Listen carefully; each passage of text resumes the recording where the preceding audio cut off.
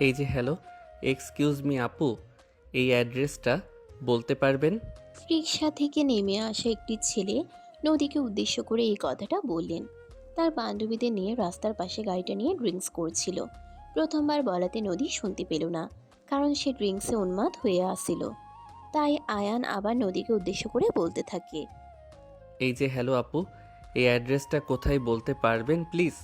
নদী আয়ানের দিকে ফিরে তাকায়, আর তখনই দেখতে পায় একটা কিউট দেখতে ছেলে তার সামনে দাঁড়িয়ে আছে। আর তখনই সে ড্রিঙ্কের বোতলটা গাড়ির উপরে রেখে ছেলেটার দিকে এগিয়ে যায় আর বলতে থাকে। কিরে হিরো, কি হয়েছে, কিছু বলবি নাকি? না মানে আসলে আপু, আমি গ্রাম থেকে এসেছি এখানে আমার বড় চাচার বাসায়, কিন্তু বাসাটা খুঁজে পাচ্ছি না। আপনি একটু ঠিকানাটা দেখে আমায় বলে দেবেন? এই বলে আয়ান নদীর দিকে একটা কাগজ বাড়িয়ে দিল। নদী কাগজটা হাতে নিয়ে দেখলো, এটা তো তাদের বাসার ঠিকানা লেখা আছে। তখনই নদী ছেলেটার থুতনিতে হাত রেখে বলতে লাগলো। কিরে খোকা, তুই ঠিক বলছিস তো? এই ঠিকানায় যাবি? হ্যাঁ আপু, আমি একদম ঠিক কথাই বলছি। আমার আব্বু তো আমাকে এই ঠিকানাটাই লিখে দিয়ে বলল ঠিকানা অনুযায়ী পৌঁছে যেতে। নদী ছেলেটাকে ঠিকমতো চিনতে পারলো না, কিন্তু বাসার ঠিকানাটা তাদের বাসায় দেওয়া। তাই তার মনে একটু দুষ্টু বুদ্ধি এঁটে গেল। তখনই সে ছেলেটাকে বলতে লাগলো। তুই তো ভুল করে অন্য রাস্তায় চলে এসেছিস।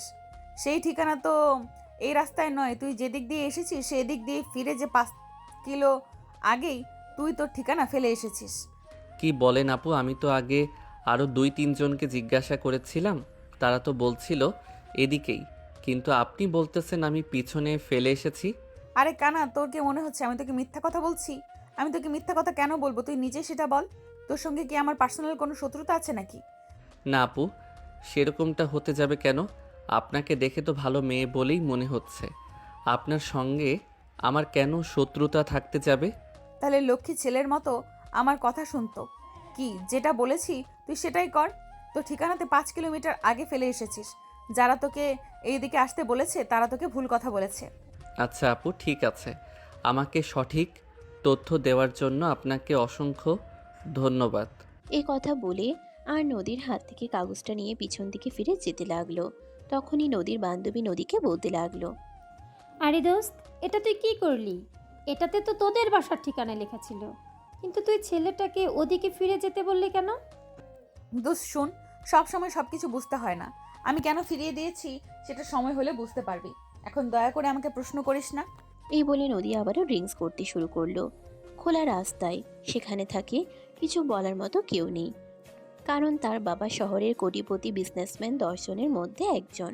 তার যা ভালো লাগবে সে তাই করবে, তার কাজের মধ্যে বাধা দেওয়ার সাহস কারো নেই। সেখানে আড্ডা দিয়ে রাত 8টার দিকে বাসায় ফিরল। ড্রয়িং রুমে এসেই দেখতে পেল আয়ান তাদের বাড়ির ড্রয়িং রুমে বসে আছে। নদী ভীষণ অবাক হয়, কারণ সে তো আয়ানকে ভুল ঠিকানা বলে দিয়েছিল। তাহলে এখানে এসে পৌঁছালো কিভাবে? কিন্তু এসব নিয়ে চিন্তা করার মতো সময় তার নেই। এখন রুমে যাবে, ফ্রেশ হবে। তার বাবা বাসায় ফিরে আসার আগেই তাকে সবকিছু ঠিক করে নিতে হবে। তার বাবা যদি বাসায় এসে দেখে সে ড্রিঙ্ক করে বাসায় এসেছে, তাহলে তার বাবা তাকে প্রচণ্ড বকাবকি করবে। এমনকি তার বাবা তার হাত খরচের টাকাটা পর্যন্ত দেয়া বন্ধ করে দিতে পারে। নদী আর কাউকে ভয় না পেলেও সে তার বাবাকে কিন্তু প্রচণ্ড ভয় পায়। তার বাবা ধমক দিয়ে একটা কথা বললে নদীকে আর এই এলাকায় পাওয়া যায় না। তাই নদী তাড়াহুড়ো করে নিজের রুমে চলে গেল। ফ্রেশ হয়ে ড্রয়িং রুমে আসে, আর আয়ানকে তখন সেখানে বসে থাকতে দেখে বলতে থাকে। এই হাবলা, তোকে ভুল ঠিকানা বলে দিলাম, তারপরেও তুই এই পর্যন্ত চলে এসেছিস কিভাবে? তখনই কিচেন থেকে নদীর আম্মুর গলা ভেসে আসে। তিনি নদীকে উদ্দেশ্য করে বলতে থাকেন। ও আচ্ছা, তাহলে আমি বুঝতে পেরেছি এসব ফাজলামির গোড়া হলি তুই। তা না হলে আমিও ভেবে পাই না এরকম একটা ছেলেকে কে এতটা জার্নি করাতে পারলো। তুই এমন কেন রে? তোর কি জীবনেও মানুষ হবার কোনো ইচ্ছে নেই, নাকি ছেলেটাকে বোকা পেয়েছিস বলে তুই আবার এতটা রাস্তা ঘুরিয়ে আনলি? তো আমি কি করব বলো? বাসার সামনে এসে আমাকে জিজ্ঞেস করছিল ঠিকানা কোথায়, তাই তো আমি বলেছিলাম বাই দ্য ওয়ে আমার ক্ষুধা পেয়েছে, আমাকে খাবার দাও। এই বলে খাবারের টেবিলের দিকে এগিয়ে যায় নদী। আর তখনই আয়ান পিছন থেকে বলতে থাকে। আপু, আমাকে কিন্তু বেশি দূর যেতে হয়নি। আমি মাত্র 4 কিলোমিটার গিয়েছিলাম। তারপরে একজন বলে আমি যেখান থেকে ফিরে এসেছি তার একটু সামনেই ঠিকানা, তাই আবার চলে এসেছি। নদী হাসবে নাকি কান্না করবে সেটাই বুঝতে পারছে না। নদী 5 কিলোমিটার দূরত্বের একটা ঠিকানা দিয়েছিল, আর সেখান থেকে 4 কিলোমিটার ঘুরে এসে সে বেশি দূরত্বে যায়নি। ইচ্ছে করছে নিজের কপাল নিজেই ঠুকে মরে যায়। এমন অবস্থায় নদী খাবার টেবিলে বসে থাকে। তার আম্মু তাকে খাবার দেয় আর সে খাবার খেয়ে নিজের রুমে চলে যাচ্ছিল। তখনই পিছন থেকে তার আম্মু তাকে বলতে থাকে, নদী, আয়ানকে তুমি তোমার রুমে নিয়ে যাও। ছেলেটা সেই সন্ধ্যা থেকে এসেছে, একা একা বসে আছে, কথা বলার মতো কাউকে পাচ্ছি না। আমি আজ খুবই ব্যস্ত আছি। তো কি হয়েছে? আমি কেন ওকে আমার রুমে নিতে যাব? তুমি জানো না আমার রুমে আমি কাউকে অ্যালাউ করি না? তাহলে ওকে কেন নিয়ে যাব? আরে বাবা, তুমি তো খুব ভালো করে জানো আমাদের বাসার অন্য সব রুমগুলোতে রিপেয়ারিং করা হচ্ছে। এই মুহূর্তে দুটো রুম খালি আছে, একটা তোমার রুম, একটা আমাদের রুম। আমাদের রুমে তোমার বাবা আর আমি থাকি, সেই রুমে তো ওকে থাকতে দেওয়া যাবে না। তাই যতদিন না পর্যন্ত রুমগুলো রিপেয়ারিং করা শেষ হচ্ছে ততদিন পর্যন্ত সে তোমার রুমেই থাকবে। এই কথা শুনে নদীর মাথায় যেন আকাশ ভেঙে পড়ল। কারণ সে সারা রাত ধরে তার বয়ফ্রেন্ডের সাথে গল্পগুজব করে। একজন মানুষ যদি তার রুমে থাকে তাহলে তার খুবই ডিস্টার্ব হবে। তাই সেই প্রচণ্ড বিরক্তি নিয়ে তার আম্মুকে বলতে লাগলো, আচ্ছা, না হয় মানলাম আমাদের বাসায় রিপেয়ারিংয়ের কাজ চলছে, কিন্তু তাই বলে এই মুহূর্তে কেন মেহমানকে বাসায় আনতে হবে? আমি তো সেটাই বুঝতে পারছি না। তখনই নদীর আম্মু ওদিকে বলতে থাকেন, দেখো, আমাদের বাসায় মেহমান নয় ও, এখন থেকে আমাদের বাসাতেই থাকবে। ও তোমার ছোট চাচার ছেলে। তোমার বাবার সঙ্গে কয়েকদিন আগেই ওর বাবার কথা হয়েছে। গ্রামের একটা কলেজ থেকে ইন্টার পাস করেছে, আর এখন এখানেই তোমার সঙ্গে তোমার ভার্সিটিতে পড়াশুনো করবে। মানে কি, গ্রাম থেকে আসা একটা হাবলা ছেলে আমাদের সঙ্গে আমাদের ভার্সিটিতে পড়াশোনা করবে? এটাও মেনে নেওয়া যায়? নদীর এমন কথায় খুবই বিরক্ত হন নদীর আম্মু, আর তিনি নদীকে একটা ধমক দিয়ে বলতে থাকেন, এইসব কী ধরনের কথা? আমি তো সেটাই বুঝতে পারছি না, তুমি ছেলেটাকে হ্যাবলা কেন বলছো? না হয় ওর জ্ঞান বুদ্ধি একটু কম আর যথেষ্ট শান্ত স্বভাবের, তাই বলে তুমি তাকে হ্যাবলা বলতে পারো না? ওরে বাবা রে বাবা, হাবলা বলতে চাইছি? তোর খুব গায়ে লেগে গেছে? হাবলাকে হাবলা বলবো না তো কি বলবো? দেখো, এখন কিন্তু তুমি একদম বেশি বাড়াবাড়ি করে ফেলছো। এসব করা কিন্তু তোমার একদম উচিত হচ্ছে না, আমি তোমায় বলে দিলাম। আচ্ছা ঠিক আছে, আমি আর বাড়াবাড়ি করলাম না, যাচ্ছি আমার রুমে। তবে আমার রুমে কাউকে থাকতে দেব না। এই তোমাকে বলে দিলাম, প্রয়োজন হলে ড্রয়িং রুমে থাকুক। এবারে নদী নিজের রুমে চলে গেল। আয়ান তখনও সেখানে চুপচাপ বসে আছে, কোনো কথাই বলছে না। কিছুক্ষণ পরেই নদীর আম্মু আয়ানের জন্য খাবার তৈরি করে নিয়ে ড্রয়িং রুমে আসলো, আর আয়ানের হাতে খাবারের প্লেট তুলে দিয়ে বলতে লাগলো, এই নাও, এটা তোমার জন্য। আমি এসে আপনাদের খুব ঝামেলায় ফেলে দিলাম, তাই না বড় আম্মু? আরে বাবা, তো এভাবে কেন কথা বলছিস?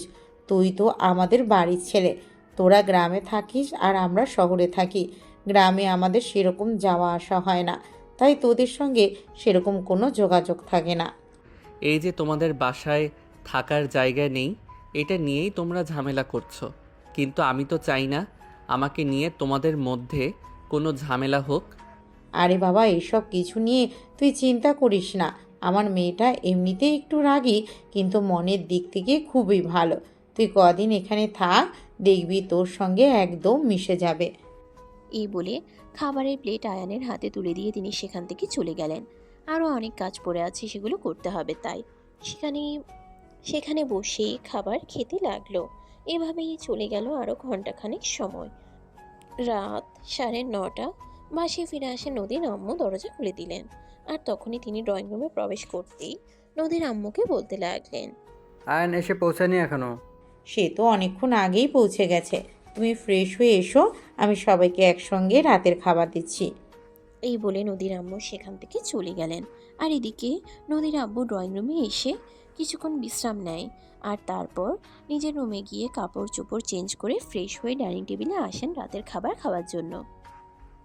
ততক্ষণে নদী আর আয়ান দুজন খাবার টেবিলে চলে এসেছে। নদীর বাবা খাবার টেবিলে বসতে বসতে আয়ানকে দেখে তাকে উদ্দেশ্য করে বলতে লাগলেন, যাক, অবশেষে আমার বাবাটা চলে এসেছে। তা আসতে তোমার কোনো প্রবলেম হয়নি তো বাবা? না বড় আব্বু, সেরকম কোনো প্রবলেম হয়নি। আসলে তোমাদের বাসা খুঁজে পাচ্ছিলাম না। বাসা খুঁজে পেতে একটু দেরি হয়ে গেল, তাছাড়া অন্য কোনো সমস্যায় পড়তে হয়নি। আচ্ছা ঠিক আছে, এখন খাবার খেয়ে রুমে গিয়ে ঘুমিয়ে পড়ো। আমি প্রিন্সিপালের সঙ্গে কথা বলে রেখেছি, কাল নদী ভার্সিটিতে যাওয়ার সময় তোমাকে নিয়ে যাবে এবং প্রিন্সিপালের সঙ্গে কথা বলিয়ে দেবে। বাকি যা কিছু করার উনি সব রেডি করে দেবেন। এই কথা শুনে পাশ থেকে নদী একটু অবাক হয়। সে কেন আয়ানকে নিজের সঙ্গে নিয়ে যাবে? দেখতে একদম গাইয়া খ্যাত ভূতের মতো এই ছেলেটাকে সে কেন নিজের সঙ্গে নিয়ে নিজের মান ইজ্জত ধুলায় মিশাতে যাবে? তাই তো সে তার বাবাকে বলতে থাকে। আরে বাবা, তুমি এসব কি বলো? তোমার কি মাথা খারাপ হয়ে গেছে নাকি? এই গাইয়া খ্যাত মার্কা ছেলেটাকে কেন আমি আমার সঙ্গে নিতে যাব? আমার বন্ধু মহলে আমার মান সম্মান বলতে কিছু থাকবে? নদীর এমন কথায় ভীষণভাবে রেগে যান তার বাবা। আর তিনি তখন নদীকে ধমক দিয়ে বলতে থাকেন। তোমাকে ভার্সিটি থেকে পড়াশোনা শেখানো হয় নাকি বেয়াদবি, আমি তো সেটা বুঝতে পারি না। কেন বাবা, আমি আবার কি করলাম? যা সত্য তাই তো বললাম। আমরা শহরের ছেলে মেয়ে, শহরের পরিবেশে বড় হয়েছি, আর এখানকার পরিবেশ সেই অভ্যস্ত।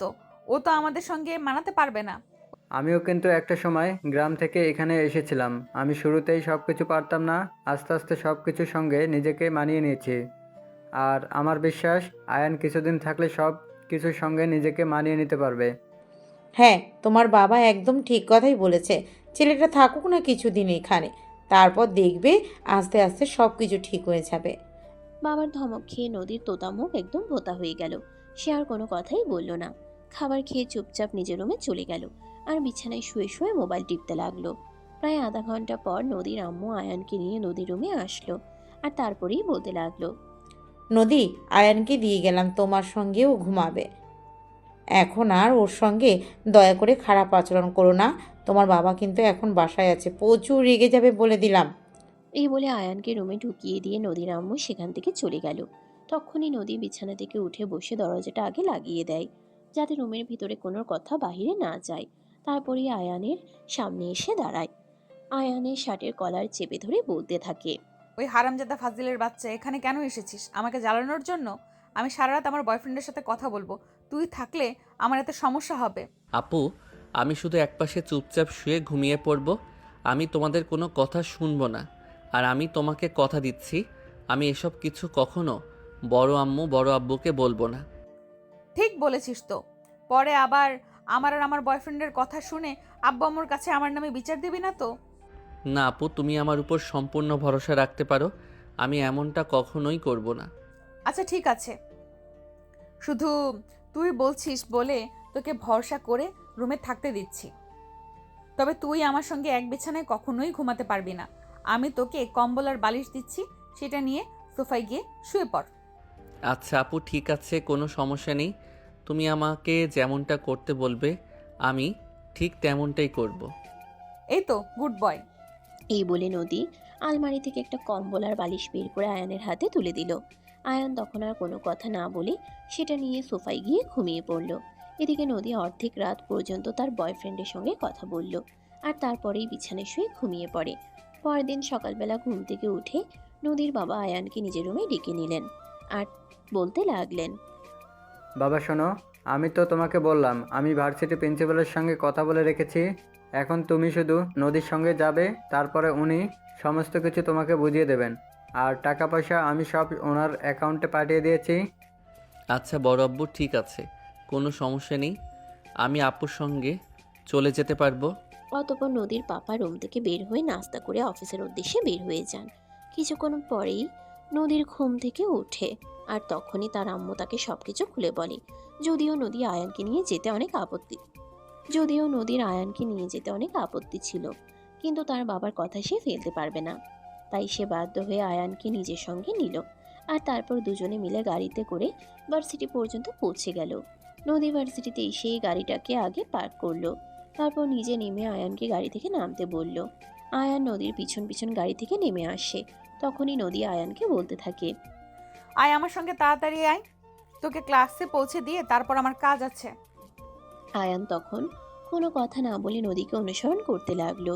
নদী আয়ানকে নিয়ে একদম প্রিন্সিপাল স্যারের কেবিনে চলে আসলো আর তারপরে প্রিন্সিপাল স্যারকে দেখে নদী বলতে লাগলো। আসসালামু আলাইকুম স্যার। বাবা নাকি আপনাকে ফোন করেছিল, কিছু বলেছিল নাকি? হ্যাঁ, বলল গ্রাম থেকে নাকি তোমার একটা চাচাতো ভাই এসেছে, সে নাকি এখন থেকে আমাদের ভার্সিটিতেই পড়াশোনা করবে। হ্যাঁ স্যার, গ্রাম থেকে একটা হাবলা ক্লান্ত এসেছে, আর তাকেই আমি আপনার কাছে নিয়ে এসেছি। এই বলে নদী আয়ানকে হাত ধরে টানতে টানতে প্রিন্সিপাল স্যারের কেবিনে প্রবেশ করলো। আর তারপর আয়ানকে দেখিয়ে প্রিন্সিপাল স্যারকে বলতে লাগলো, স্যার, এই যে সেই হাবলাকান্ত, যাকে বাবা গ্রাম থেকে এখানে মানুষ বানানোর জন্য নিয়ে এসেছে, দেখুন চেষ্টা করে পারেন কিনা। এই বলে টিটকারি মার্কা একটা হাসি দিয়ে নদী প্রিন্সিপাল স্যারের কাছ থেকে বিদায় নিয়ে সেখান থেকে বের হয়ে চলে গেল। আর তখনই প্রিন্সিপাল স্যার আয়ানকে বলতে লাগলো, আচ্ছা, তুমি তাহলে সেই ছেলে যাকে নদীর বাবা আমাদের ভার্সিটিতে ভর্তি করানোর জন্য গ্রাম থেকে নিয়ে এসেছেন, তাই তো? হ্যাঁ স্যার, একদমই তাই। আমি আমাদের গ্রামের কলেজ থেকে ইন্টার পাস করেছি। আমার ইচ্ছে ছিল গ্রামে কিছু একটা করব। কিন্তু বড় আব্বু আর আমার আব্বু দুজনে মিলে সিদ্ধান্ত নিয়েছে আমাকে শহরের ভার্সিটিতে পড়াশোনা করাবে, তাই এখানে আসা। যাই হোক, সে ভালো কথা। আমি তো তোমার রেজাল্টটা দেখেছি, তুমি তো খুবই ভালো স্টুডেন্ট। তুমি চাইলে শহরের নাম করা যে কোনো ভার্সিটিতে ভর্তি হতে পারো, এতে তোমার কোনো প্রবলেম হবে না। স্যার, তাহলে কি আমাকে আপনাদের ভার্সিটিতে ভর্তি নিচ্ছেন? হ্যাঁ, একদমই তাই। তোমাকে তো আমি ভর্তি নিয়েছি, এখানে না নেওয়ার কি আছে? তুমি যথেষ্ট ভালো স্টুডেন্ট। ঠিক আছে স্যার, আপনাকে অসংখ্য ধন্যবাদ। আপনাকে কৃতজ্ঞতা জানানোর ভাষা আমার সত্যিই জানা নেই। আমি তো ভেবেছিলাম আমাকে আপনাদের ভার্সিটিতে ভর্তি করাবেন না। প্রিন্সিপাল স্যারের এমন কথা শুনে ভীষণ অবাক হন। এত ভালো স্টুডেন্ট, তাকে ভার্সিটিতে ভর্তি না করানোর কি আছে? তাই তিনি আয়ানকে উদ্দেশ্য করে বলতে থাকেন, আচ্ছা, তোমার এরকমটা কেন মনে হলো?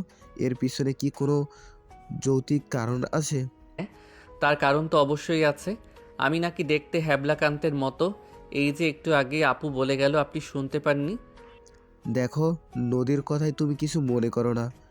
নদী একটু ওরকমই স্বভাবের, সঙ্গে হিংসা করে, কারোর সঙ্গে সহজে মিশতে চায় না। আচ্ছা স্যার, বাদ দিন সেসব কথা। আমি কি আজ থেকে ক্লাস করব? হ্যাঁ, একদমই তাই। তোমার বড় আব্বুর সঙ্গেও তো আমার সেই রকম কথা হয়েছে। তুমি আজকে থেকেই ক্লাস করবে। তুমি 1 মিনিট ওয়েট করো, আমি একজনকে ডেকে দিচ্ছি, সে তোমাকে তোমার ক্লাসে পৌঁছে দেবে। এই বলে প্রিন্সিপাল স্যার একজন মধ্যবয়স্ক লোককে ডেকে নিল। আর তারপর আয়ানকে তার বইপত্র বুঝিয়ে দিয়ে ক্লাসে দিয়ে আসতে বলল। ওই লোকটি আয়ানকে তার ক্লাসে পৌঁছে দিল। আয়ান ক্লাসে প্রবেশ করা মাত্রই ক্লাসের সমস্ত স্টুডেন্ট তার দিকে তাকিয়ে আছে। মনে হচ্ছে এমন যেন ভুল করে কোনো অনাকাঙ্ক্ষিত বস্তু সেখানে চলে এসেছে। কেউ তো ঠোঁট চেপে চেপে হাসছিল। তখনই ক্লাস টিচার সবাইকে উদ্দেশ্য করে বলতে লাগলো, কি হচ্ছে এসব? তোমরা জানো ওর পরিচয় কি? ওকে নিয়ে হাসাহাসি করছো? এত বড় সাহস তোমাদের?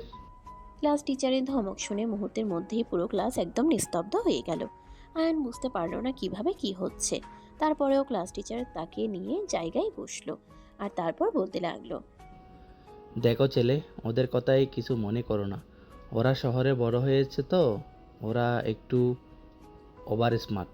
তোমার কোনো প্রবলেম হলে তুমি আমাকে বলো, আমি তোমাকে সহযোগিতা করব। আপাতত কোনো কিছু লাগবে না স্যার। এই বলে ক্লাস টিচার আয়ানকে নিয়ে তার জায়গায় বসিয়ে দিয়ে ক্লাস করাতে শুরু করলো। ভার্সিটি ছুটি হলো বিকেল 3টায়। নদী ভার্সিটির গেটের সামনে দাঁড়িয়ে আয়ানের জন্য অপেক্ষা করছে। বেশ কিছুক্ষণ পর সেখানেই চলে আসে। আর তখনই নদী চিৎকার দিয়ে বলতে থাকে, ওই হারামজাদা, এতক্ষণে তোর আসার সময় হলো? আমি যদি তোকে ফেলে রেখে চলে যাই, তখন তো আবার বাসাতেও যেতে পারবি না। তখন তো আবার তোর জন্য আমাকে হাজারটা কথা শুনতে হবে। সরি আপু, আসলে ক্লাসের কিছু ছেলেরা আমাকে নিয়ে মজা করছিল। তারা আমার গায়ে চিমটি কাটছিল। এই দেখো, একদম চিমটি দিয়ে রক্ত বের করে ফেলেছে। এই বলে আয়ান তার হাত দুটো নদীকে দেখায়। নদী আয়ানের হাত দুটো দেখে প্রচন্ড রকম রেগে গেল। এগুলো মানুষ নাকি অন্য কিছু? একটা ছেলে এরকম হ্যাবলাকান্ত হতেই পারে, কিন্তু তাই বলে তাকে নিয়ে এভাবে মজা নেওয়া, এগুলো কোন ধরনের মানসিকতার পরিচয় হতে পারে? এটাই ভেবে পায় না নদী। সে প্রচন্ড রকম রেগে গিয়ে আয়ানকে বলতে লাগলো, আরে অবলার বাচ্চা, হ্যাবলা মানুষ এতটা হ্যাবলা হতে পারে? এটা তোকে না দেখলে আমি বুঝতেই পারতাম না। কে তোকে এই অবস্থা করেছে? আমাকে নিয়ে চলো ওখানে। না আপু, তোমাকে ওখানে যেতে হবে না। ওরা বড্ড ফাজিল। তারপর হয়তো ওরা তোমাকেও মারবে। আয়ানের এমন কথা শুনে নদী আরো বেশি রেগে গেল। আর তাকে জোরে ধমক দিয়ে বলতে লাগলো, ওরে হারামজাদা, আমাকে গিলে খেয়ে ফেলবে। আর কে গিলে খেয়ে ফেলবে? এইসব কিছু নিয়ে তোকে চিন্তা করতে হবে না। তোকে যেটা বলেছি তুই সেটাই কর। এই ভার্সিটিতে এখনো এমন কোনো ছেলে মানুষ পয়দা হয়নি যে আমার সামনে দাঁড়িয়ে গলা উঁচিয়ে কথা বলতে পারবে। বুঝতে পেরেছিস? চিৎকার দিয়ে এই কথাটা বলায় আয়ান একটু ভয় পেয়ে যায় আর থমকে দাঁড়ায়। তখনই নদী আবার আয়ানকে বলতে থাকে, তুই কি যাবে এখন আমাকে নিয়ে ওখানে, যেখানে ওই ছেলেগুলো তোর এই অবস্থা করেছে? নাকি এখন আমি তোকে আরো 4টা দিব? আপু, তুমি আমাকে মারবা মারো, কিন্তু ওদের কাছে যেও না। ওরা খুবই ফাজিল, আবার তোমাকে না কিছু করে বসে। আয়ানের এমন কথায় নদী আরো বেশি রেগে যায় আর ঠাস করে আয়ানের গালে একটা চড় বসিয়ে দিয়ে বলতে থাকে, ওরে হারামজাদা, তোকে বললাম না আমার যা হওয়ার হবে। সে সব কিছু নিয়ে তোকে চিন্তা করতে হবে না। তুই আমাকে ওখানে নিয়ে চল আগে, আমি ওদের শায়েস্তা করব, তারপরে শান্তি। এই বলে আয়ান সেখানে নদীকে নিয়ে যেতে না চাইলেও নদী আয়ানকে জোর করে সেখানে নিয়ে গেল। আর তারপরেই নদী দেখতে পেল সেকেন্ড ইয়ারের কিছু ছেলে পেলে সেখানে দাঁড়িয়ে আছে। নদীকে দেখা মাত্রই তারা নদীকে সালাম দিল আর বলতে লাগলো, ওয়ালাইকুম আসসালাম স্যার। একটু আগে ছেলেটা এখান দিয়ে যাচ্ছিল, ওর সঙ্গে তোরা কি করেছিস?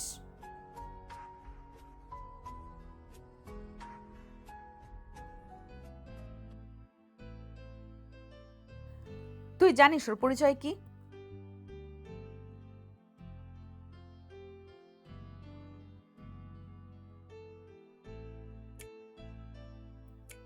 তাহলে সঙ্গে র্যাগিং করার সাহস পেলি কোথা থেকে?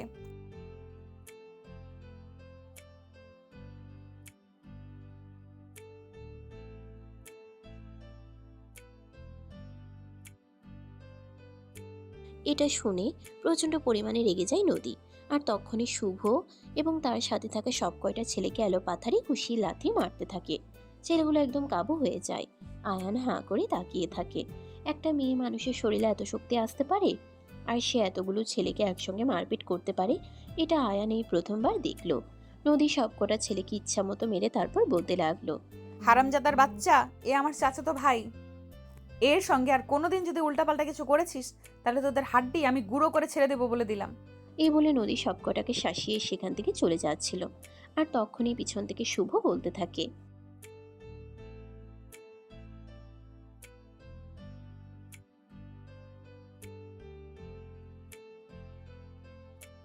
আচ্ছা ঠিক আছে, সেই জন্যই তোদেরকে এবারের মতো ক্ষমা করে দিলাম। যদি আর কোনো দিন এই ছেলেটার আশেপাশে তোদেরকে দেখেছি তাহলে তোদের এমন অবস্থা করব যেটা তোরা কোনোদিনও কল্পনাও করতে পারবি না, এটা তোদেরকে বলে দিলাম। এই বলে নদী আয়ানের হাত ধরে টানতে টানতে সেখান থেকে নিয়ে চলে গেল। গাড়িতে উঠে বসলো। নদী গাড়ি ড্রাইভ করছে। আয়ান তার পাশের সিটে বসে আছে, কোনো কথা বলছে না। ভয়ে তার গলা একদম শুকিয়ে গেছে। তখনই নদী আয়ানকে উদ্দেশ্য করে বলতে লাগলো, কিরে তুই এইভাবে একদম চুপ করে আছিস কেন? না মানে আসলে আপু, তুমি এই ছেলেগুলোকে কিভাবে মারলে? নদী তখন আরো রেগে গিয়ে আয়ানকে বলতে থাকে, কিভাবে মেরেছি তুই দেখতে পাসনি? এখন তোকে আর কয়টা দিয়ে বুঝিয়ে দেবো নাকি কিভাবে মেরেছিলাম? না আপু, আমাকে আর মেরো না। ওদেরকে যা আমার মেরেছো আমার শিক্ষা হয়ে গেছে। তাহলে চুপচাপ গাড়িতে বসে থাক। সামনে একটা কফি শপ আছে, আমি কফি খাবো। তুই কফি খাস? না আপু, আমি তো কফি খাই না, আমি রং চা খাই। নদী কোনো কথা বলল না। চুপচাপ কফি শপের সামনে গিয়ে গাড়িটা দাঁড় করালো। আর তারপর আয়ানকে গাড়ি থেকে নামতে বলল।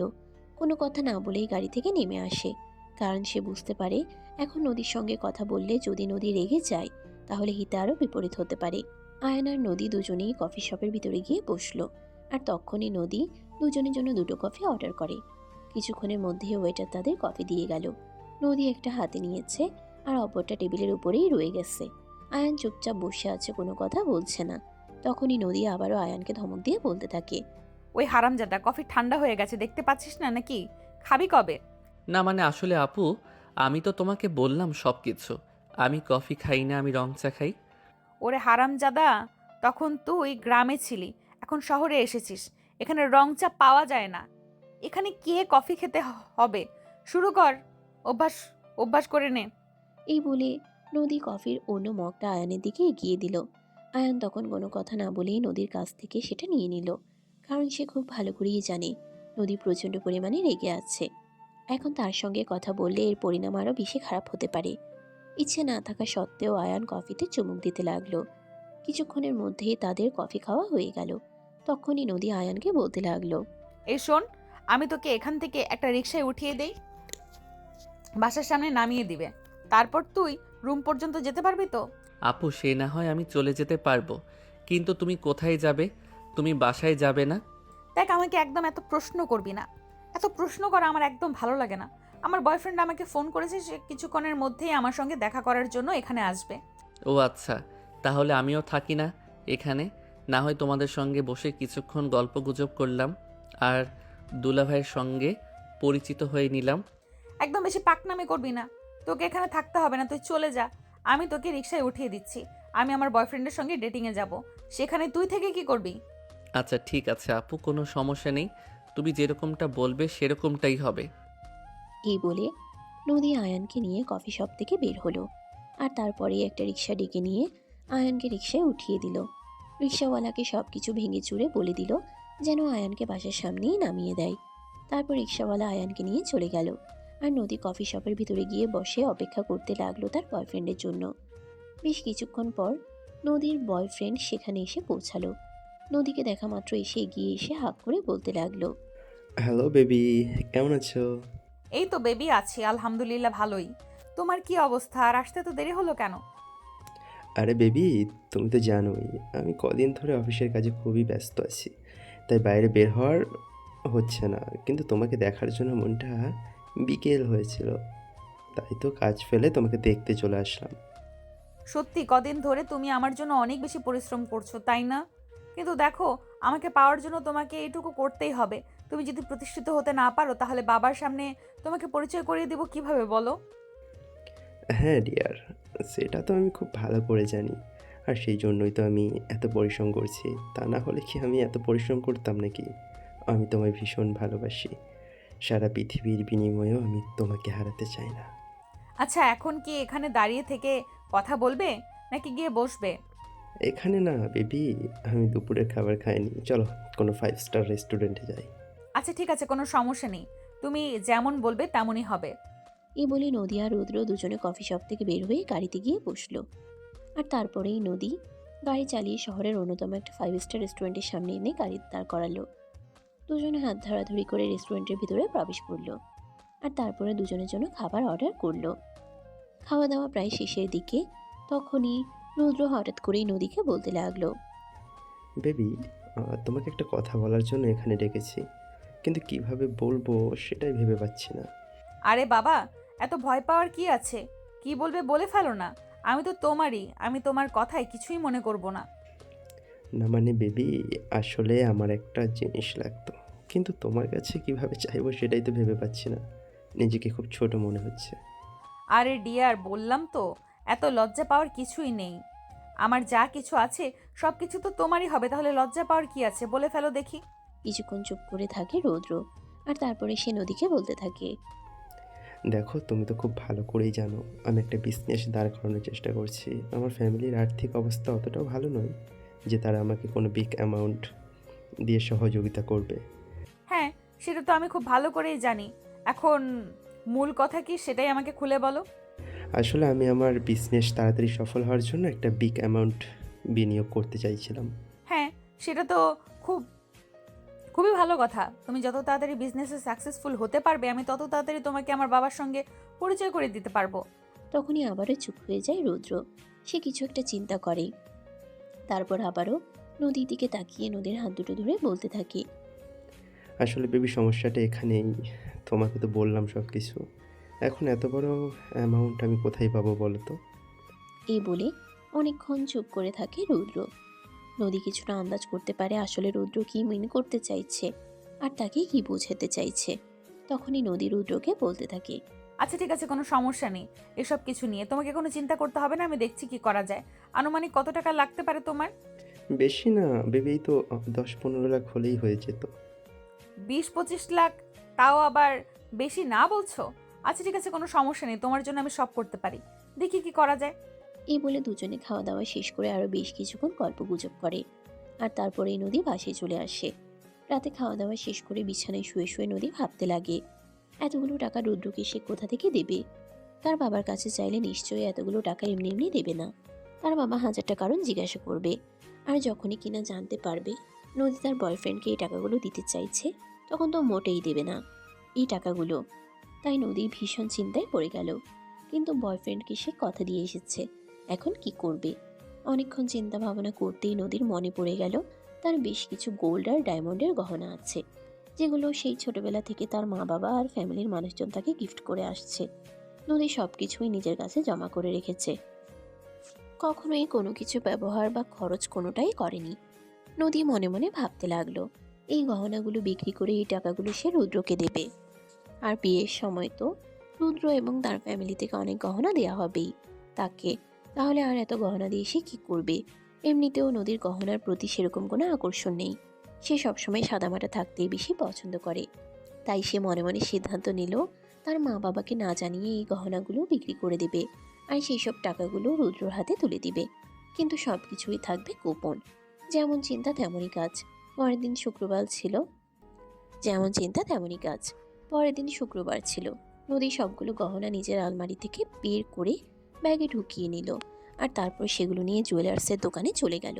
সবগুলো গহনা বিক্রি করে নদী মোটামুটি প্রায় 24 লক্ষ টাকার মতো পেল, যেখানে রুদ্রর 20 থেকে 25 লাখ টাকাই প্রয়োজন ছিল। তখন এই মুহূর্তে ওখানে দাঁড়িয়ে থেকেই নদী রুদ্রকে ফোন দেয়। রুদ্র টাকার কথা শুনে কিছুক্ষণের মধ্যেই সেখানে পৌঁছে গেল। নদীর হাতে এতগুলো টাকা দেখে রুদ্রের চোখ ছলছল করছিল। সে নিজেকে আর সামলে রাখতে পারছিল না।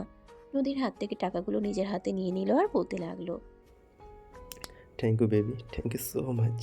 তোমাকে কৃতজ্ঞতা জানানোর ভাষা আমার সত্যিই জানা নেই। তোমাকে একবার বলতেই তুমি আমার জন্য এতগুলো টাকার ব্যবস্থা করলে। আরে বাবা, এখানে এত করে ধন্যবাদ দেওয়ার কি আছে?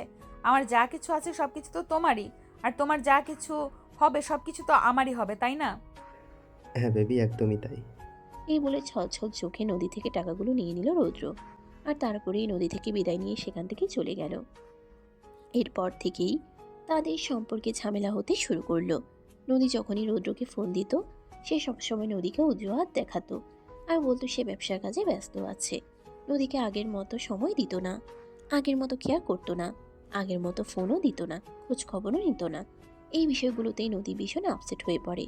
যেখানে কিনা ভার্সিটির সমস্ত ছেলেরা তার পিছনে ঘুরে, আর সেখানে সে একজন নির্দিষ্ট মানুষকে ভালোবাসে, আর সেই মানুষটাই তাকে কোনো পাত্তাই দিচ্ছে না। এই ব্যাপারটা কোনোভাবেই মেনে নিতে পারছে না নদী।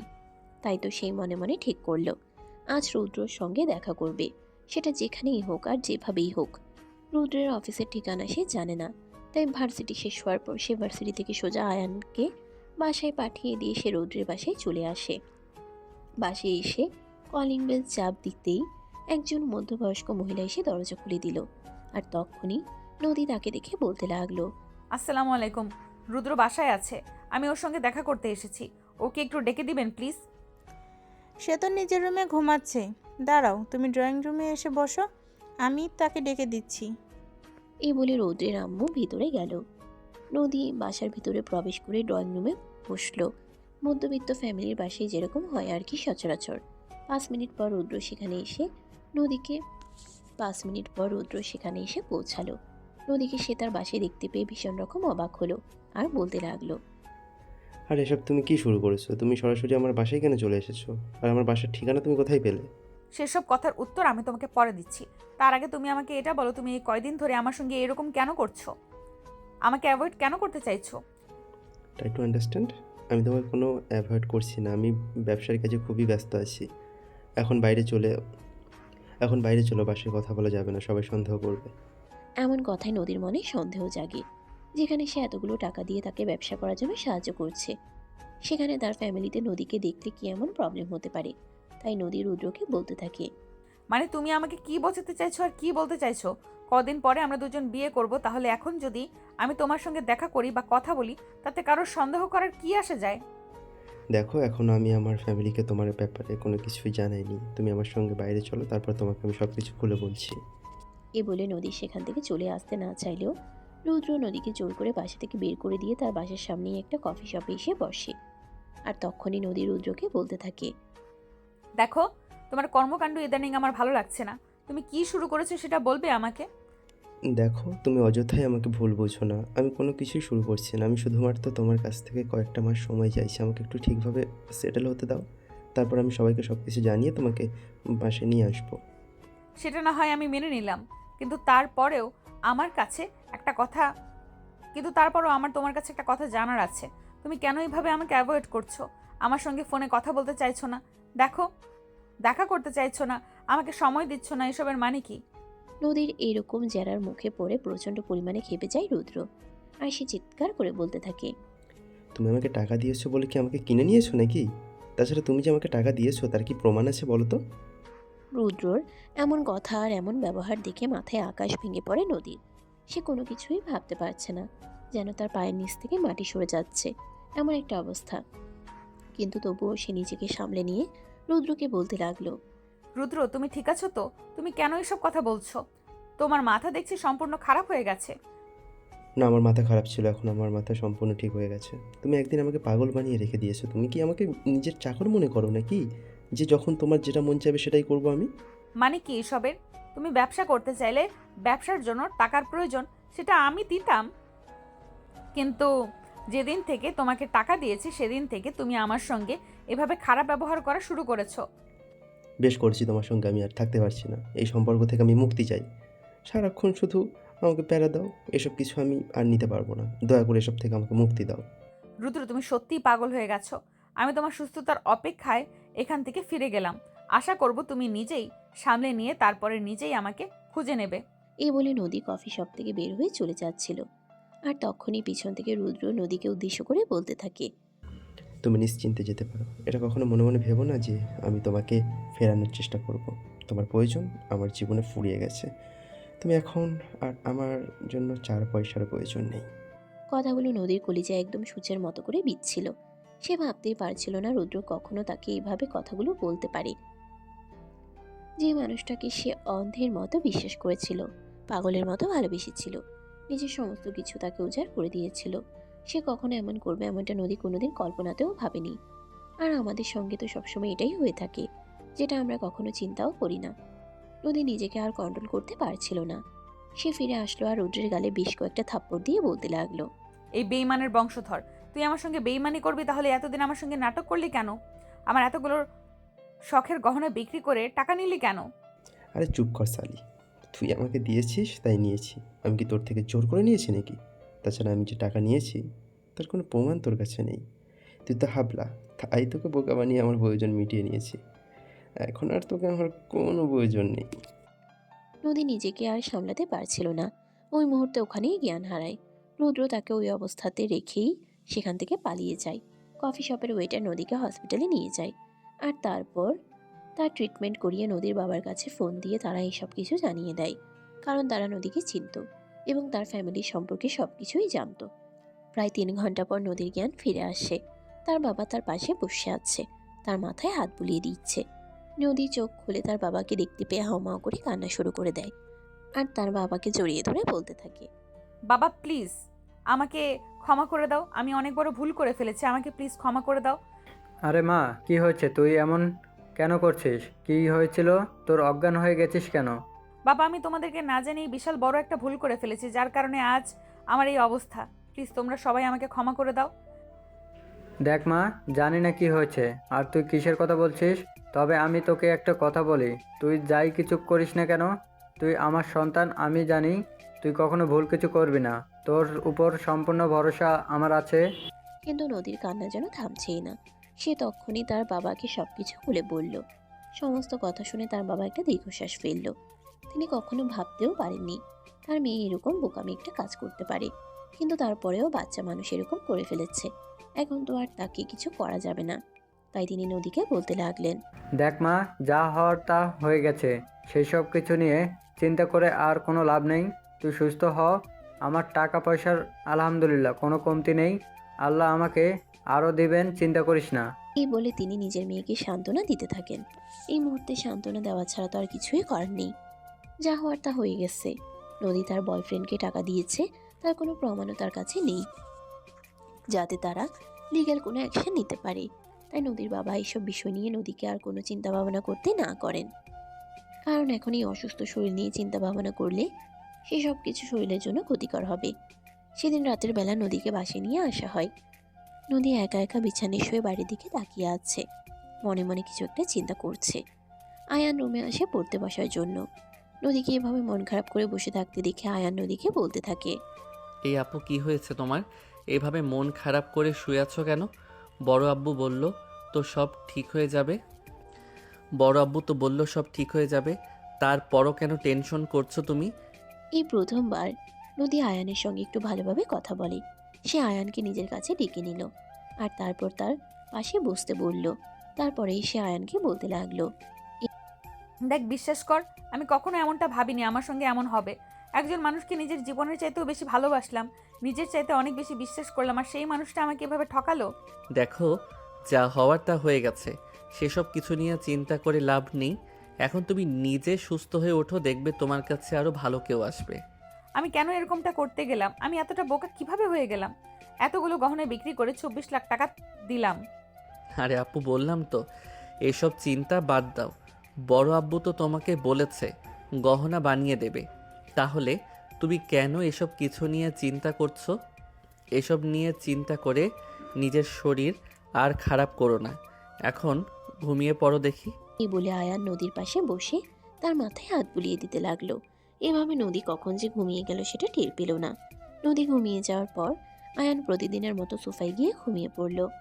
মাঝরাতে হঠাৎ করে নদী ঘুম ভেঙে দেখতে পেল আয়ান তার পাশ থেকে উঠে গেছে। নদীর ভালো লাগছিল না, আয়ানের কাছে চলে গেল। আয়ান সোফায় ঘুমিয়েছিল, চিত হয়ে শুয়েছিল। নদী এক মুহূর্ত কোনো কিছু চিন্তা না করেই তার বুকের উপরে শুয়ে পড়ল আর তাকে জড়িয়ে ধরে ঘুমিয়ে পড়ল। শেষ রাতের দিকে যখন সে অনুভব করতে পারল ভারী কিছু একটা তার বুকের উপরে শুয়ে আছে আর তার গরম নিঃশ্বাস তার মুখে লাগছে, আয়ান চিৎকার দিতে যাবে, তখনই সে চোখ খুলে দেখতে পেল কেউ একজন তার বুকের উপরে শুয়ে আছে, কিন্তু চুল দিয়ে পুরোর মুখ ঢেকে আছে, তাই চেহারাটা বোঝা যাচ্ছে না। আয়ান নিজের হাত দিয়ে চুলগুলো সরিয়ে দিল আর দেখতে পেল নদী তার বুকের উপর শুয়ে আছে, কিন্তু চুল দিয়ে পুরো মুখ ঢেকে আছে, তাই চেহারাটা বোঝা যাচ্ছে না। আয়ান নিজের হাত দিয়ে চুলগুলো সরিয়ে দিল আর দেখতে পেল নদী তার বুকের উপরে শুয়ে আছে। সে ভীষণ রকম অবাক হয় আর নদীকে ঘুম থেকে জাগিয়ে তোলার চেষ্টা করে। এই আপু, আপু কি হলো? তুমি এখানে এসেছো কেন? তুমি না বিছানায় ঘুমিয়েছিলে? এই কথা বলিস না, আমার ঘুম পাচ্ছে, আমাকে ঘুমাতে দে। আমার যেখানে ঘুমাতে শান্তি লাগছে সেখানেই ঘুমাচ্ছি। বিছানায় শুয়ে আমি আরাম পাচ্ছিলাম না। আরে আপু, এগুলো তুমি কি বলছো? এত বড় মেয়ে হয়ে আমার বুকের উপর শুয়ে আছে, তোমার লজ্জা করছে না? উফ, চুপ করবি তুই? বললাম তো বিছানায় শুয়ে আমি শান্তি পাচ্ছিলাম না, এখানে আমার শান্তি লাগছে তাই এখানে ঘুমিয়ে পড়েছি। চুপচাপ আমাকে ঘুমাতে দে, কোনো কথা বলিস না, নড়াচড়া করিস না। এই বলে নদী আয়ানকে আর কোনো কথা বলার সুযোগ না দিয়ে তার বুকের উপর আবারও তাকে শক্ত করে জড়িয়ে ধরে ঘুমিয়ে পড়ল। অনিচ্ছা সত্ত্বেও আর নদীকে কোনো কিছুই বলতে পারল না, কারণ সে খুব ভালো করে জানে এমনিতেই নদীর মানসিক অবস্থা খুব একটা ভালো নেই, আর এখন যদি সে নদীকে কিছু বলে তাহলে নদী রেগে যেতে পারে। তার চাইতে বরঞ্চ এটাই ভালো হয় সে চুপচাপ থাকলো, কারণ আর যাই কিছু হোক না কেন নদীকে এখন কোনোভাবেই রাগানো যাবে না। তাই আয়ান আর কোনো কথা বলল না, নদীকে সেভাবেই শুয়ে থাকতে দিল আর সেও চুপচাপ শুয়ে রইল। নদীর ঘুম ভাঙল সকাল 11টায়। ভার্সিটির টাইম অলরেডি পার হয়ে গেছে, আজ আর আয়ানের ভার্সিটি যাওয়া হলো না। নদীর ঘুম ভাঙার পর নদী আয়ানের বুকের উপর থেকে নেমে গেল। আয়ানও তখন কোনো কথা না বলেই তাড়াহুড়ো করে ফ্রেশ হয়ে নিচে গেল নাস্তার টেবিলে। নদীর আম্মু তখন ড্রয়িং রুমে বসেছিল। আয়ানকে দেখা মাত্রই তিনি বলতে লাগলেন, কিরে, কি ব্যাপার, এত দেরি হলো কেন ঘুম থেকে উঠতে? আপনাদেরকে তো আগেই বলে দিয়েছি আয়ান একটু হ্যাবলা টাইপের, তাই নদীর আম্মু এই কথা জিজ্ঞেস করার সঙ্গে সঙ্গে আয়ান নদীর আম্মুকে বলতে লাগলো, বড় আম্মু, আসলে আপু আমার বুকের উপর শুয়েছিল, তাকে অনেকবার ডেকেছিলাম আমার বুকের উপর থেকে নেমে যাওয়ার জন্য আর আমাকে ঘুম থেকে উঠে আসতে দেওয়ার জন্য, কিন্তু আপু আমাকে সেটা করতে দেয়নি, তাই লেট হয়ে গেছে। আয়ানের এই কথা শুনে আয়ানের এমন কথা শুনে জিভে কামড় দিলেন নদীর আম্মু। কিছুই বুঝতে পারছেন না, সব কিছু ওনার মাথার উপর দিয়ে যাচ্ছে, কিন্তু তারপরও তিনি আয়ানকে কোনো কথা না বলে তার নাস্তা বানিয়ে দিলেন। আয়ান নাস্তা খেয়ে আবারও রুমে চলে গেল। কিছুক্ষণের মধ্যেই ফ্রেশ হয়ে নদী নিচে আসে, তার আম্মুকে নাস্তা বানিয়ে দিতে বলে। তার আম্মু কোনো কথা না বলেই নদীকে নাস্তা বানিয়ে দিল। নদী নাস্তা খেতে শুরু করলো। তখনই হঠাৎ করে নদীর আম্মু নদীকে বলতে লাগলো, কিরে, রাতে তুই কোথায় ঘুমিয়েছিলি? আয়ান সব কি বলছিল? যা শুনেছো তাই।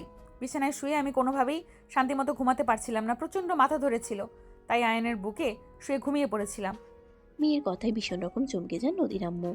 মেয়েকে কি বলবেন কিছুই বুঝতে পারছেন না, কিন্তু তারপরেও তিনি মেয়েকে বলতে লাগলেন, আরে তোর কি মাথা খারাপ হয়ে গেছে নাকি রে? পাগলের মতো কর্মকাণ্ড করে বেড়াচ্ছিস।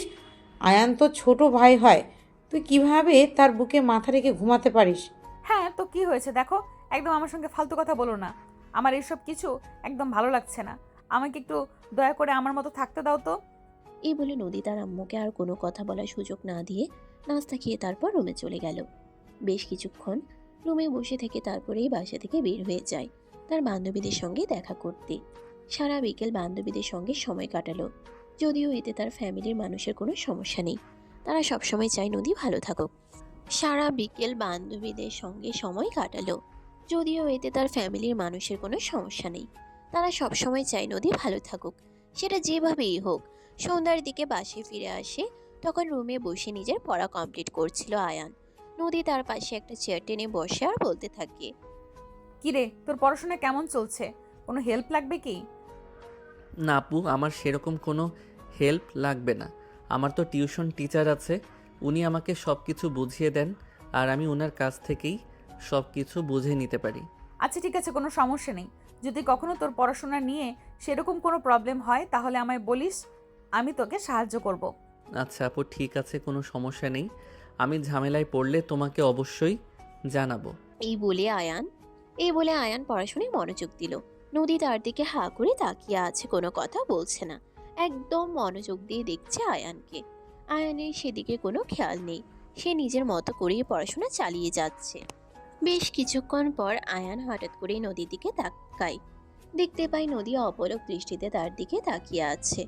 আয়ান কিছুটা ইতস্তত বোধ করে আর নদীকে বলতে থাকে, কি ব্যাপার আপু, কি হয়েছে তোমার? তুমি এভাবে হা করে আমার দিকে তাকিয়ে আছো কেন? তোকে দেখছি সত্যি এতদিন তোর দিকে আমি ভালোভাবে তাকাইনি। তুই তো দেখতে মাশাআল্লাহ অনেক কিউট আছিস। আয়ান কিছুটা লজ্জা পেয়ে গেল। লজ্জা মিশ্রিত কণ্ঠে সে নদীকে বলতে লাগলো, আরে আপু, এসব তুমি কি বলছো? তোমার মাথা খারাপ হয়ে গেছে নাকি? আরে না, আমার মাথা কেন খারাপ হতে যাবে? আমার মাথা সম্পূর্ণই ঠিক আছে এবং যা বলছি আমি সুস্থ মস্তিষ্কেই বলছি। আপু তুমি এখন এখান থেকে যাও, আমি পড়তে বসেছি। আমার পড়া কমপ্লিট করতে দাও, তা না হলে আবার স্যারের হাতে মাইর খেতে হবে। আমি বললাম তো স্যারের হাতে তোকে কোনো মাইর খেতে হবে না, তারপরও আমি কমপ্লিট করে দিব, কোনো প্রবলেম নেই। বস না, একটু আমার সঙ্গে গল্প কর।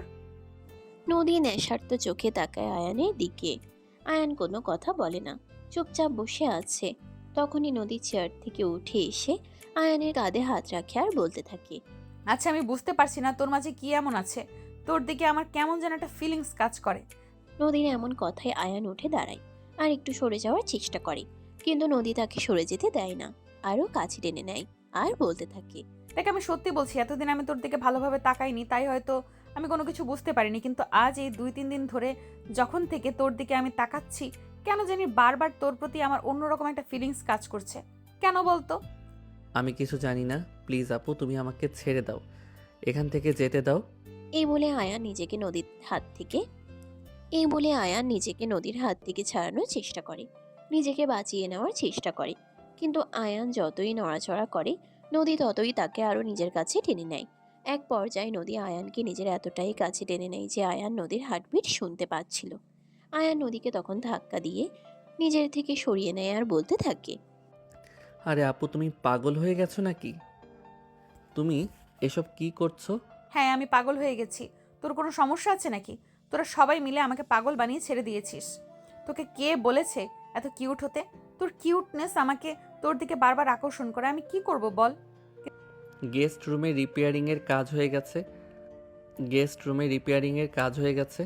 আমি হয়তো কালকের মধ্যে গেস্ট রুমে চলে যাব, তাহলে আর তোমার সামনে আমাকে তেমন একটা পড়তে হবে না। কিন্তু ভুলে যাস না, তারপরেও কিন্তু তোকে এই বাড়িতেই থাকতে হবে আর আমার সামনে বারবার তোকে আসতেই হবে। চাইলেও তুই নিজেকে আমার থেকে অতটাও গুটিয়ে রাখতে পারবি না যতটা তুই বলছিস। পারবো কিনা জানি না, তবে চেষ্টা তো করতে পারি। এই বলে আয়ান রুম থেকে বের হয়ে ছাদে চলে গেল। নদী বেশ কিছুক্ষণ রুমে বসে রইল, তার কোনো কিছুই ভালো লাগছিল না, তাই বাধ্য হয়ে সে নিজেও ছাদে চলে আসলো। আয়ান ছাদের এক পাশে দাঁড়িয়ে আকাশের চাঁদ দেখছিল। রাত তখন 10টা। নদী পিছন থেকে আয়ানকে জড়িয়ে ধরে। হঠাৎ করে এভাবে কারো জড়িয়ে ধরায় ভীষণ রকম চমকে যায় আয়ান। সে চিৎকার দিয়ে উঠছিল, তখনই নদী তার মুখ চেপে ধরে আর বলতে থাকে, ওই হারামজাদা কোনটা মানুষের স্পর্শ আর কোনটা ভূত প্রেতের স্পর্শ সেটা বুঝতে পারিস না? আরে আপু তুমি এখানে? তোতলাতে তোতলাতে এটা বলে আয়ান। আর তখনই নদী আয়ানকে বলতে থাকে, আরে কাম অন ডিয়ার, তুই এভাবে তোতলাচ্ছিস কেন? তোর আবার কি এমন হলো? আরে আপু তুমি বাসার ভিতরে এমন করছিলে বলে আমি এখানে চলে এসেছি, আবার তুমি এখানে চলে এসেছো এসব ফাইজলামো করার জন্য। আচ্ছা, আমি তো তোর সঙ্গে ফাজলামো করছি, বাসায় তো তুই ছাড়া অন্য কেউ নেই আমি যার সঙ্গে ফাজলামি করতে পারি। আপু প্লিজ তুমি এখান থেকে চলে যাও, আমাকে একটু আমার মতো একা থাকতে দাও, আমি একটু একা থাকতে চাইছি প্লিজ। হাত জোর করে নদীর দিকে তাকিয়ে কাকতি সুরে বলে আয়ান। কিন্তু নদী সেসব কথা শোনার মতো মেয়ে নয়। সে যখন যেটা জেদ করে বসে তখন সেটা করেই ছাড়বে, এরকমই মানসিকতা তার। তাই সে আয়ানকে বলতে থাকে, দেখ, আমার সঙ্গে এত কাকুতি মিনতি করে লাভ নেই, কারণ আমি যখন যেটা করব বলে তখন সেটাই করে ছাড়ি, বুঝতে পেরেছিস? প্লিজ আপু তুমি আমার সঙ্গে এরকমটা করো না, আমাকে একটু আমার মতো একা থাকতে দাও, আমি একটু আমার মতো একা থাকতে চাই, তুমি সেটা কেন বুঝতে পারছো না? তুই একা থাকতে চাস আর আর আমি তোর আদর পেতে চাই। নদীর এমন কথায় আগাগোড়া বুঝতে পারে না আয়ান। কিন্তু তারপরেও সে নিজেকে সামলে নিয়ে সেখান থেকে চলে যাওয়ার চেষ্টা করে। ঠিক ওই মুহূর্তেই নদী পিছন থেকে আয়ানের হাত টেনে ধরে আর একটা হ্যাচকা টান দিয়ে আয়ানকে নিজের বুকের সঙ্গে মিশিয়ে নেয়। আয়ানের বক্ষ দেশ আর নদীর বক্ষ দেশ একদম লেগে আছে। অপরদিকে আয়ানের ঠোঁট দুটো নদীর ঠোঁটের একদম কাছাকাছি। নদী এই সুযোগটাকে আর মিস করলো না। আয়ানের মাথাটাকে নিজের দিকে চেপে ধরে তার দুই ঠোঁটে নিজের দুই ঠোঁট ডুবিয়ে দিল। প্রায় 2 মিনিট গভীরভাবে আয়ানের ঠোঁটে চুমু খেলো নদী। আর তারপরে সে আয়ানকে ছেড়ে দিয়ে বলতে লাগলো, সেই সাথ, তোর ঠোঁট দুটো তো সেই মিষ্টি। আয়ান লজ্জায় লাল হইয়া যায়। নদী এরকম কিছু একটা করবে সেটা কখনো কল্পনাতেও চিন্তা করেনি। সে মাথা নিচু করে দাঁড়িয়ে আছে, কোনো কথা বলছে না। তখনই নদী আবারও তাকে বলতে লাগলো, কিরে, কি হলো? তুই আমার সঙ্গে কথা বলছিস না কেন? আমি তোকে কিছু জিজ্ঞেস করছি, রেসপন্স করছিস না কেন? আপু তুমি এসব কি শুরু করেছো? কি শুরু করেছি মানে কি? কি করছি তুই দেখতে পাচ্ছিস না? তুমি এভাবে আমার ঠোঁটে চুমু খেলে কেন? তোর এই মিষ্টি ঠোঁটের স্বাদ নিতে ইচ্ছে হয়েছিল, সেই জন্য দিলাম। সত্যি বলছি, তোর ঠোঁটগুলো কিন্তু সেই মিষ্টি। কোনো সিগারেট খাসটি, তাই না? সিগারেট কেন খেতে যাব? সিগারেট গন্ধ লাগে, আমি এসব কিছু সহ্য করতে পারি না। একদম ঠিক কাজ করেছিস তুই। সিগারেটের গন্ধ আমার একদমই সহ্য হয় না। ঠোঁটগুলো যত্ন করে আমার জন্য রেখে দিয়েছিস, তাই না? তার জন্য তোকে অসংখ্য ধন্যবাদ। আরে আপু তুমি কি সত্যি সত্যি পাগল হয়ে গেছো নাকি? আমি তো কিছুই বুঝতে পারছি না, কী সব পাগলের মতো কথাবার্তা বলছো। আমার ঠোঁট আমি তোমার জন্য কেন রাখতে যাব? সব ছেলেরা তো তাদের ভালোবাসা তার বউয়ের জন্য জমিয়ে রাখে, আর আমিও তো তোর বউ হব। তুই তো আমার জন্য এসব কিছু রাখতেই পারিস, তাই না? আপু তুমি সত্যি পাগল হয়ে গেছো, তুমি আমার বোন হও, তুমি আমার বউ হতে যাবে কেন? এই বলে আয়ান নদীর হাত থেকে নিজেকে ছাড়িয়ে সেখান থেকে চলে গেল। তার এসব কিছু আর ভালো লাগছে না। কয়েকদিন ধরে নদী একটু বেশি পাগলামি করা শুরু করে দিয়েছে। আয়ান ড্রয়িং রুমে এসে বসে আছে, টিভি দেখতেছে। তখনই নদীর আম্মু আয়ানের পাশে এসে বসে। আর তারপরে আয়ান নদীর আম্মুকে বলতে থাকে, বড় আম্মু, গেস্ট রুমে রিপেয়ারিংয়ের কাজ তো হয়ে গেছে, আমি ভাবছি কাল থেকে গেস্ট রুমে চলে আসব। কেন রে বাবা, এত তাড়াহুড়া করার কি আছে? রুমটা সবে মাত্র রিপেয়ারিংয়ের কাজ শেষ করা হয়েছে, কিন্তু ফার্নিচার নিতে হবে। ওই রুমের জন্য পুরনো ফার্নিচারগুলো তো আর তোকে ব্যবহার করতে দিতে পারি না। তারপরেই তোকে ওই রুমে শিফট করে দেওয়া হবে। আমার এসবের কোনো প্রয়োজন হবে না, যা আছে তা দিয়ে আমি চালিয়ে নিতে পারবো। আমার জন্য একটা পয়সা খরচ করার কোনো প্রয়োজন নেই, এমনিতেই তোমরা আমার পিছনে অনেক টাকা খরচ করছো। তখনই সিঁড়ি দিয়ে নিচে নামে নদী। আর আয়ানের এসব কথা শুনতে শুনতে বলতে থাকে, তোর জন্য খরচ করব না তো কার জন্য খরচ করব? এবারের যা কিছু আছে সব কিছু তো শুধু তোরই থাকবে। তাহলে এখন যদি তোর পেছনে খরচ না করি তবে চলবে কি করে? এই বলে ড্রয়িং রুমে এসে বসে নদী। আর তখনই নদীর বাবা বাসায় চলে আসে। তার বাবা ও ফ্যামিলির সবাইকে ড্রয়িং রুমে দেখে তিনিও সেখানে বসে গেলেন। তখনই নদী তার বাবার পাশে গিয়ে বসলো। তার বাবার কাঁধে মাথা রেখে বলতে লাগলো, দেখো বাবা, আমি জানি জীবনে অনেক ভুল করেছি, কিন্তু তারপরও আমি তোমার কাছে একটা আবদার নিয়ে এসেছি। তুমি কি আমার আবদার রাখবে?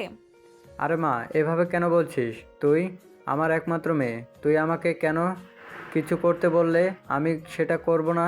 এমনটা কখনো হতে পারে নাকি? বল না কি হয়েছে? বাবা, আমি একজনকে ভালোবেসে ফেলেছি আর তাকে বিয়ে করতে চাই। এই কথা শুনে নদীর মা বাবা দুজনেই চমকে যায়।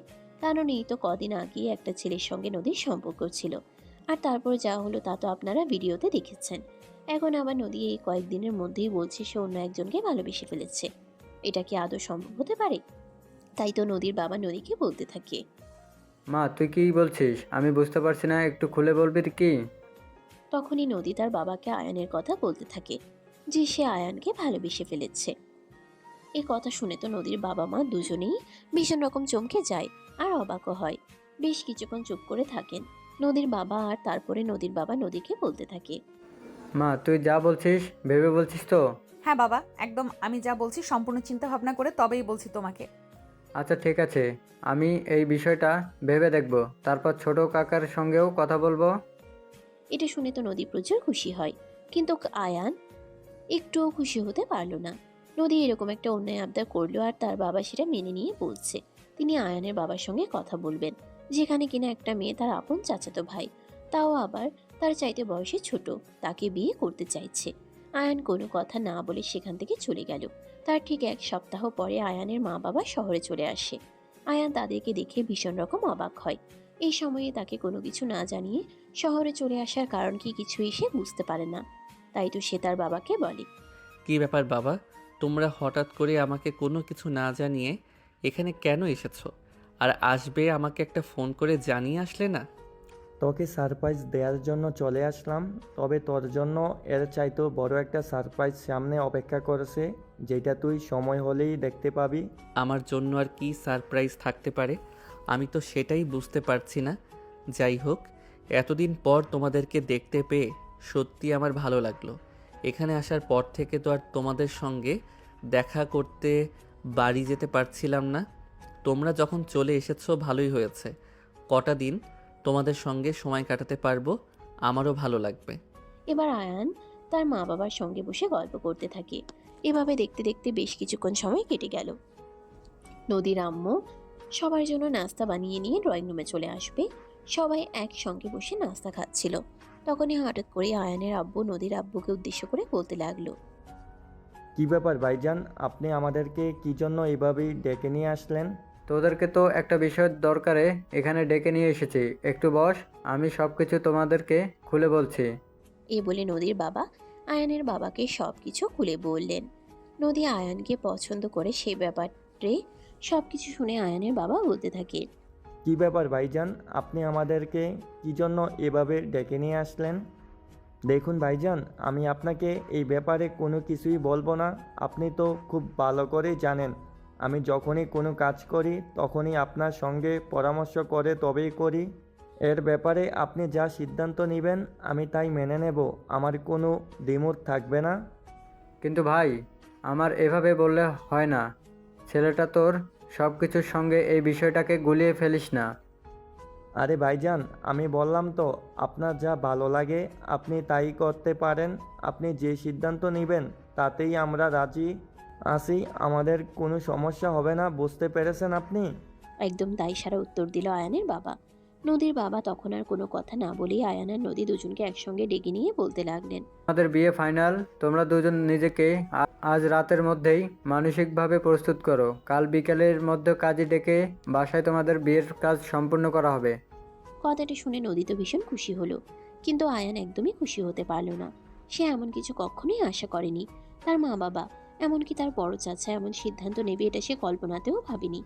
আয়ান মুখ গম্ভীর করে সেখানেই বসে রইল। তখনই নদীর বাবা আয়ানের পাশে গিয়ে বসলো। আয়ানের কাঁধে হাত রেখে বলতে লাগলো, কিরে বাবা, কি হয়েছে? নদী তো ভীষণ খুশি হয়েছে, কিন্তু তোর মন খারাপ কেন? তুই কেন মুখটাকে এভাবে গম্ভীর করে রেখেছিস? যাকে আমি আপু বলে ডাকি তাকে বিয়ে করব কিভাবে বলো? তার উপর আপু আমার থেকে বয়সে বড়। আরে বাবা, আমি এটা বুঝতে পারছি না। নদী যেখানে তোকে বিয়ে করতে সমস্যা নেই, সেখানে তোর কেন ওকে বিয়ে করতে সমস্যা? তার একটাই মাত্র কারণ, আপু আমার চাইতে বয়সে বড়। তাছাড়া সে আমার নিজের বোন হয়। তখনই নদী সেখানে দাঁড়িয়ে থেকে সবাইকে উদ্দেশ্য করে বলতে থাকে, ওর যত সমস্যায় থাকুক না কেন তাতে আমার কিছুই যায় আসে না। আমি যেটা সিদ্ধান্ত নিয়েছি আমি সেটাই করব। যখন একবার সিদ্ধান্ত নিয়ে ফেলেছি যেখানে আমি বিয়ে করব, ওকে যতক্ষণ পর্যন্ত ওকে আমি বিয়ে করতে না পারছি আমার শান্তি নেই। আর যদি তোমরা আমাকে অন্যত্র কোথাও বিয়ে দিতে চাও বা আয়ানের সঙ্গে বিয়ে দিতে না চাও তাহলে তোমরা আমার মরা মুখ দেখবে, এই আমি বলে দিলাম। এই বলে নদী সেখান থেকে নিজের রুমে চলে গেল। উপস্থিত সবাই খুব ভালোভাবেই বুঝতে পারলো নদী যেটা চেয়েছে সেটাই করতে হবে, কারণ নদী প্রচণ্ড পরিমাণে জেদি। সে যদি আয়ানকে বিয়ে করতে না পারে তাহলে হয়তো এমনটাই হবে যেমনটা সে বলেছে। তাই আয়ানের মা বাবা আর নদীর মা বাবা মিলে আর কোনো রকম দেরি না করে, কোনো রিস্ক না নিয়ে পরের দিন বিকেলেই বাসায় কাজে ডেকে নিয়ে আসলো আয়ান এবং নদীকে নতুন বউয়ের সাজে সজ্জিত করা হয়েছে। ঘরোয়া অনুষ্ঠানের মাধ্যমে তাদের দুজনের বিবাহের কাজ সম্পন্ন হয়। নদী প্রচণ্ড পরিমাণে খুশি হলেও আয়ানের মুখে খুশি ছিটে ফুটে পর্যন্ত নেই। বিয়ের আসনে দুজন বসে আছে কবুল বলার অপেক্ষা। আয়ান মুখ গম্ভীর করে বসে আছে। নদী আয়ানকে বলতে থাকে, কিরে কি হলো, তুই এভাবে মন খারাপ করে বসে আছিস কেন? প্লিজ আপু, তুমি আমার সঙ্গে এরকমটা করো না। তুমি আমার আপু, তোমাকে আমি কখনোই বউ বলে ডাকতে পারবো না। পারবি পারবি, খুব ভালো করেই পারবি। যখন আমার হাতে প্রতিদিন 2-4টা করে থাপ্পড় খাবি তখন দেখবি এমনি এমনি সব ঠিক হয়ে যাবে। একটু জোরে ধমক দিয়েই আয়ানকে কথাটা বলে নদী। আয়ান তখন আর কোনো কথা বলার সাহস পেল না, চুপচাপ বসে রইল। কিছুক্ষণের মধ্যেই কাজে লেখাপড়া কাজ শেষ করে তাদের দুজনকে কবুল বলতে বলে। নদী তো এক মুহূর্তও দেরি না করেই কবুল বলে দিল, কিন্তু আয়ান কবুল বলতে চাইছিল না। সে চুপচাপ বসেছিল, কোনো কথাই বলছিল না। তখনই নদী আয়ানের পাঞ্জাবির কলার চেপে ধরে বলতে থাকে, ওই হারামজাদা, আমি সে কখন থেকে কবুল বলে অপেক্ষা করছি, তুই এখনো কবুল বলছিস না কেন? একদম গলা চেপে মেরে ফেলবো বলে দিলাম। রাগে আগুন হয়ে এই কথাটা বলে নদী। আয়ান তখন আর কোনো চিন্তা না করেই কবুল বলে দিল, কারণ সে খুব ভালো করে জানে নদী রেগে গেলে কি হতে পারে। তার চাইতে কবুল বলে দেওয়াই ভালো। অতঃপর এভাবেই তাদের বিয়ের কাজ সম্পন্ন হলো। রাত 12টা বাজে। বাসর ঘরে বসে অপেক্ষা করছে নদী, কিন্তু সেই বাসর ঘরে যেতে চাইছে না আয়ান। একদম কান্নাকাটি শুরু করে দিয়েছে। সবাইকে অনেক রিকোয়েস্ট করছে যাতে তাকে নদীর রুমে যেতে না হয়, কিন্তু সবাই তাকে জোর করে টেনে হিঁচড়ে নদীর রুমে ঢুকিয়ে দিল আর দরজাটা বাইরের দিক থেকে লক করে দিল। নদী এতক্ষণ খাটের উপরে বসা ছিল। আয়ানকে দেখা মাত্রই খাটের উপর থেকে নেমে আসলো, থরথর করে কাঁপছে। নদী আয়ানের পাঞ্জাবির কলার চেপে ধরে আর বলতে থাকে, এই হারামজাদা, আমি সে কখন থেকে এখানে বসে অপেক্ষা করছি, তোর এতক্ষণে আসার সময় হলো?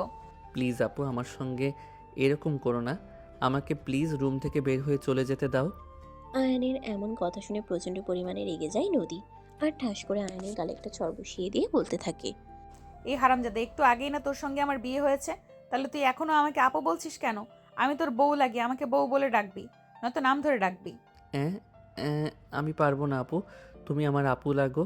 তুমি আমার চেয়ে বয়সে বড়, তাই তোমাকে আমি আপু বলেই ডাকবো। তবে রে হারামজাদা, দেখাচ্ছি মজা, দাঁড়া তুই। এই বলে নদী আর এক মুহূর্ত দেরি না করে আয়ানকে ধাক্কা দিয়ে খাটের উপরে ফেলে দিল আর সে আয়ানের বুকের উপরে চেপে বসলো।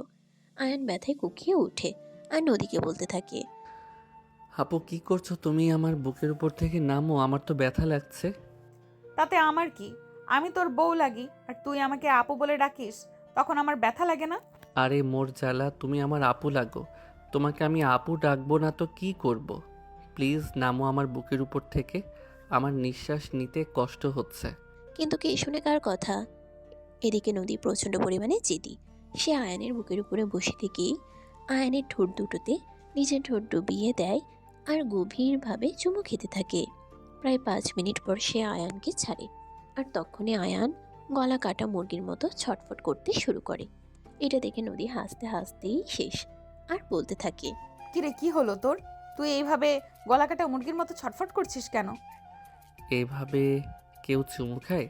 আর একটু হলে তো আমি নিঃশ্বাস বন্ধ হয়ে মরেই যেতাম। আরে মরে যাওয়া কি এতই সোজা নাকি? এখন তোকে চুমু খাবো, আদর খাবো, তোর হাড্ডি মাংস জ্বালিয়ে খাবো, তারপর তোর 14 গোষ্ঠীকে জ্বালিয়ে খাবো। আপু, তুমি সত্যি পাগল হয়ে গেছো? এসব কি বলছো তুমি? প্লিজ ছেড়ে দাও আমাকে আর নামো আমার বুকের উপর থেকে। কিন্তু নদী কি আর কথা শোনার মতো মেয়ে নাকি? সে তাৎক্ষণিক আবারও আয়ানের ঠোঁটে নিজের ঠোঁট ডুবিয়ে দিল আর রুমের লাইট অফ করে দিল আর আয়ানকে নিজের ভালোবাসায় ভরিয়ে দিতে লাগলো। আরে ভিউয়ার্স, আপনারা এখন এখানে কি করছেন? লোকের বাসর দেখতে হয় না, তারা লাইট অফ করে দিয়েছে আর ভালোবাসার আদান প্রদান করছে। আপনাদের দেখছি বিন্দুমাত্র লজ্জা শরম নেই। চলুন চলুন, এবার এখান থেকেই বিদায় নিই। এভাবেই শুরু হলো তাদের দুষ্টু মিষ্টি একটা ভালোবাসার গল্প। আপনাদের কাছে কেমন লেগেছে ছোট্ট কমেন্টে জানাবেন। ভালো লাগলে লাইক কমেন্ট শেয়ার করে পাশেই থাকবেন। নিত্য নতুন ভালোবাসার গল্প পেতে আমাদের চ্যানেলটিকে সাবস্ক্রাইব করবেন। এতক্ষণ সাথে থাকার জন্য ধন্যবাদ। আল্লাহ হাফেজ।